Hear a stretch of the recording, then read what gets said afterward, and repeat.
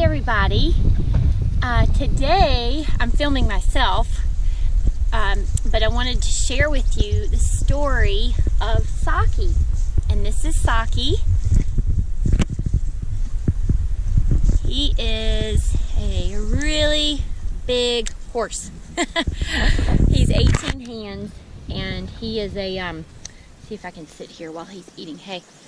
He's a warm blood, a Holsteiner, and he's part of our program here at Shepherd Youth Ranch.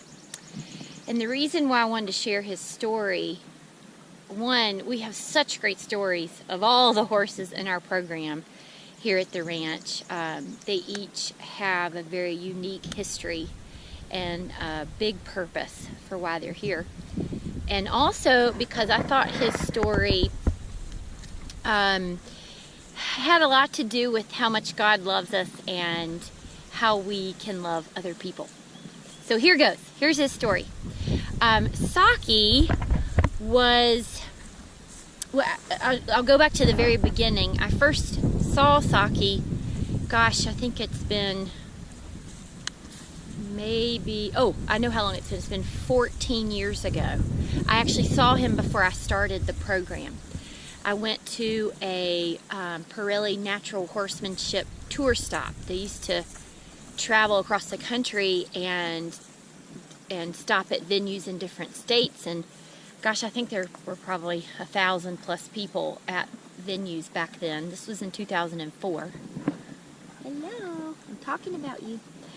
And I was at this tour stop, and on the second day of the event, this woman came out riding this big horse.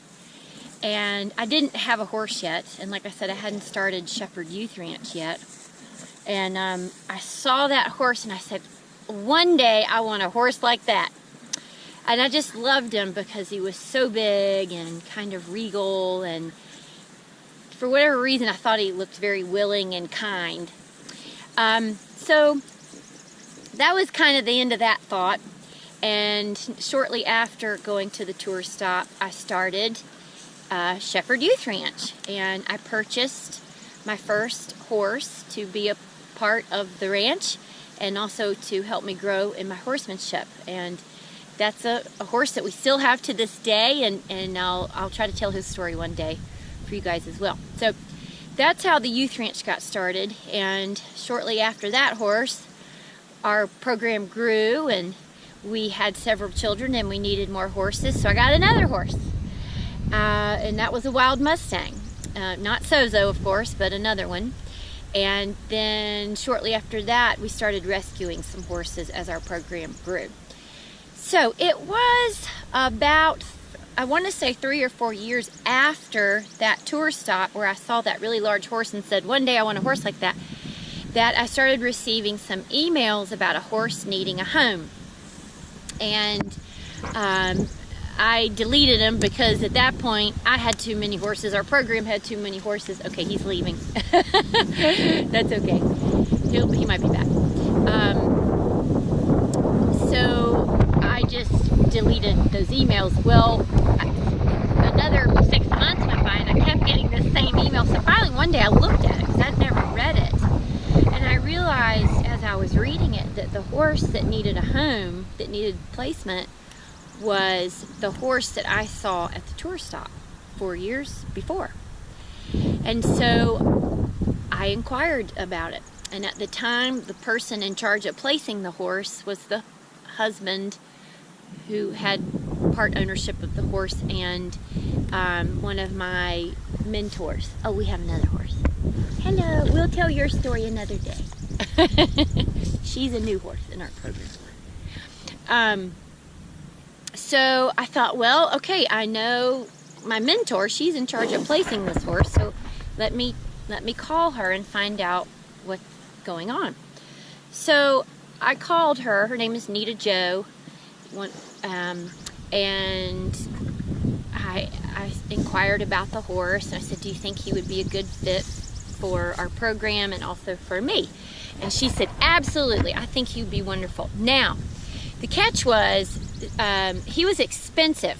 and I could not afford him at all. I couldn't afford the asking price. I couldn't afford 10% of the asking, what they were asking for him. So I didn't want to waste anybody's time, so I said that from the very beginning, and she said, no, I think you should call the husband and see. So we continued to talk for a while, and in our conversation I realized that the reason why he needed placement was because his owner had died, and the husband was left, you know, trying to place his wife's horse. And I didn't know this person, but as I was talking to Nita Joe on the phone, I kind of envisioned what happened to this person. And I don't usually tell people that because it was weird, and it was sad what my thought was about it. And so I just kind of put it out of my mind. But I thought at that time that maybe she committed suicide. And because that was a strange thought, I didn't tell anybody.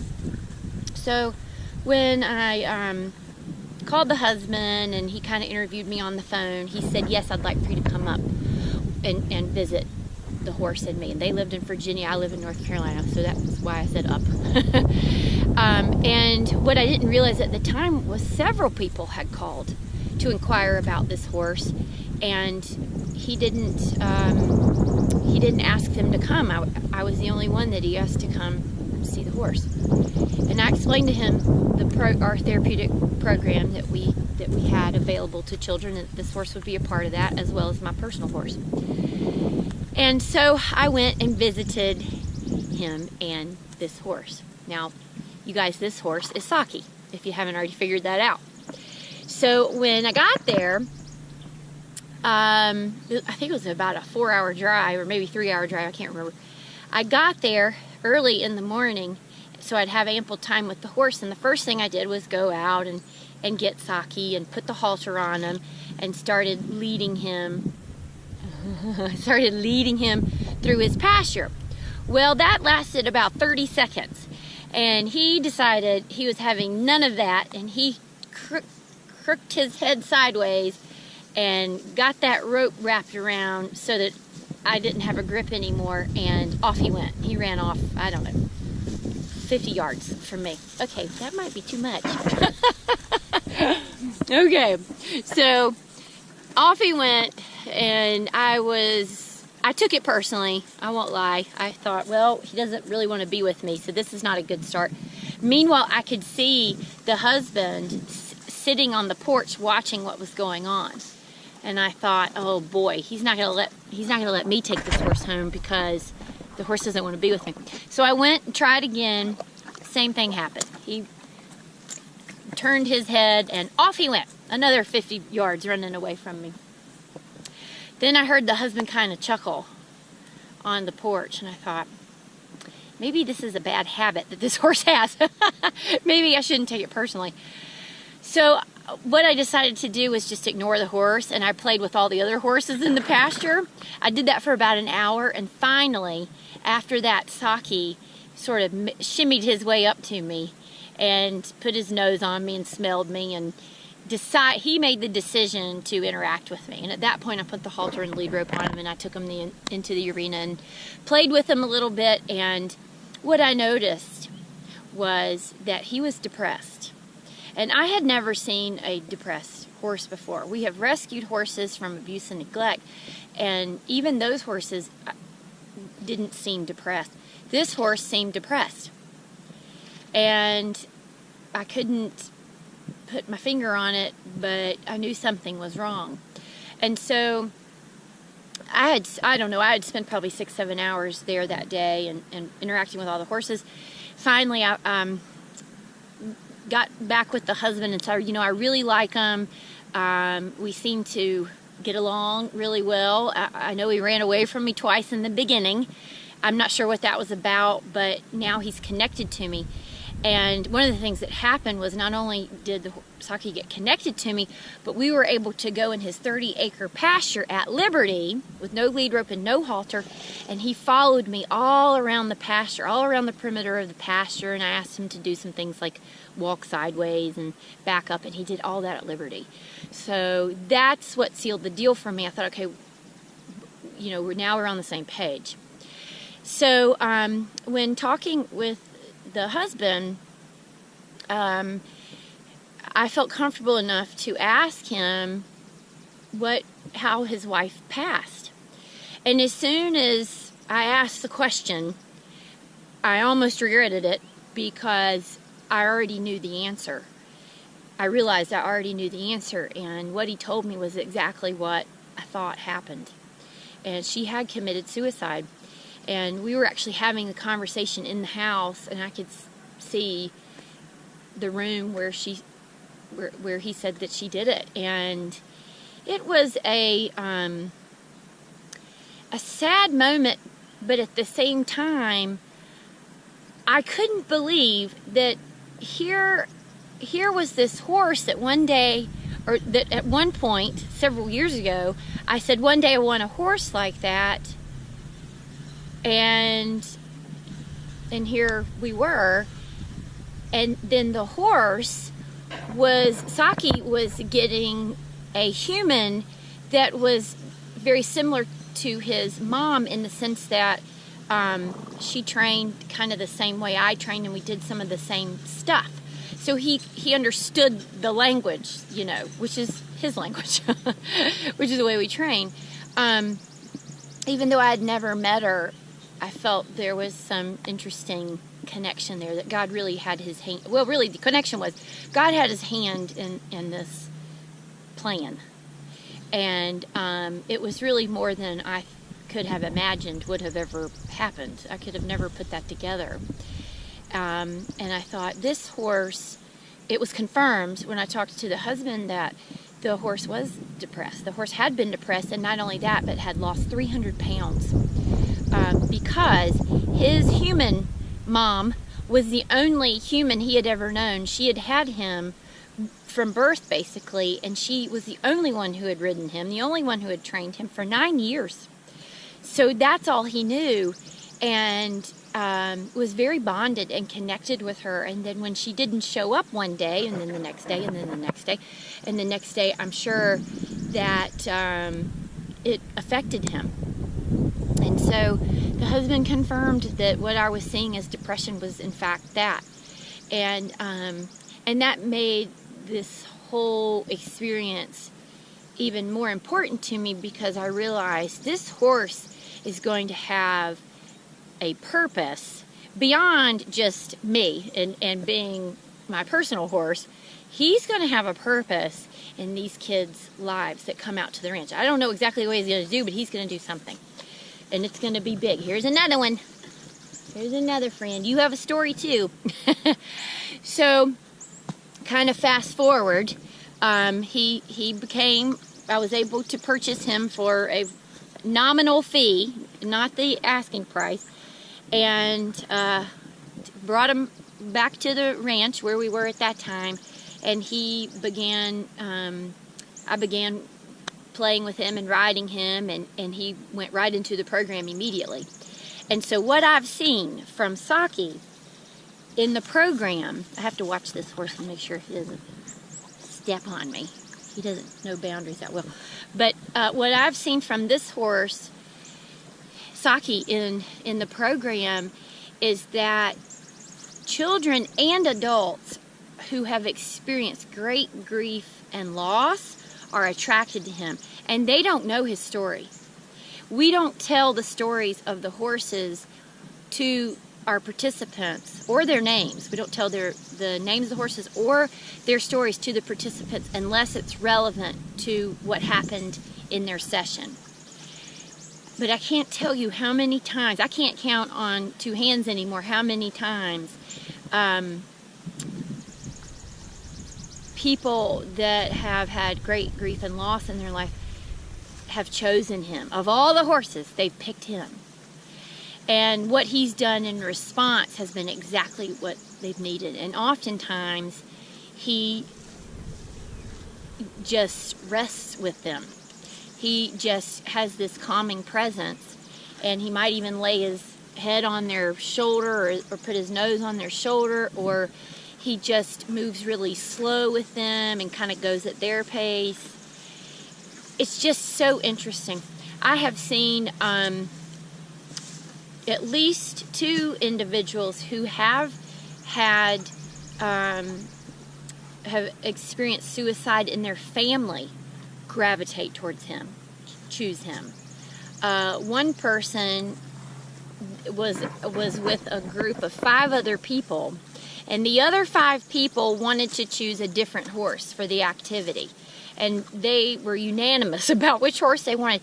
And this person who had experienced suicide in his family was adamant that he wanted Saki, and he did not know this horse's story, but I got to share this horse's story. And so when people who have experienced great grief and loss, or even suicide, choose Saki and interact with him and have a profound experience with that horse, I will share pieces of his story with them, and it makes all the difference in the world, because then they realize there's only one person that could have orchestrated that, and that's God.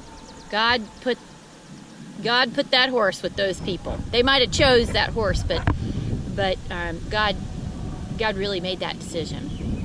And you can't make that up. I, as a facilitator, couldn't conjure that up. We have 19 horses. They have plenty to choose from, and Saki is the only one with that story. And so I'm sharing this story today because, for 2 reasons. We've talked about the first resolution, which is love the Lord your God with all your heart and all your mind and all your soul and all your strength, because he first loved us. And I believe that story shows an amazing love that the Lord has for his children and their needs. Here's another one. to provide not only me with this great horse to have an experience with, but to provide Saki for over 400 people a year that come through our program. Now, not all 400 are interacting with him, but he's here. If all 400 wanted to choose him, they could.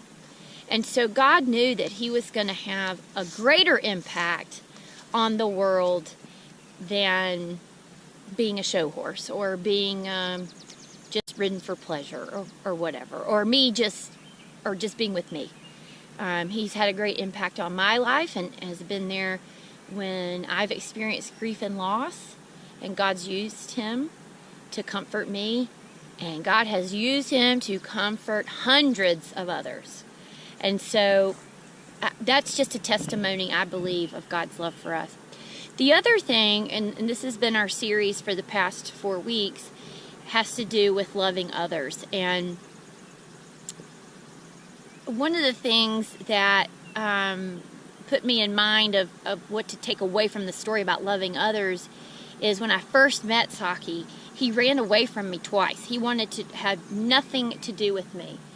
And I did take it personally the first time, because I felt like I needed to kind of have this horse like me, or want to be with me, if it was, if I was going to, if he was going to end up with me, right? So there, I guess, some pressure there, and I took it personally when he ran away. But here's the thing. I think as humans in our relationships with other people, we can take things personally and not even know what that person has gone through.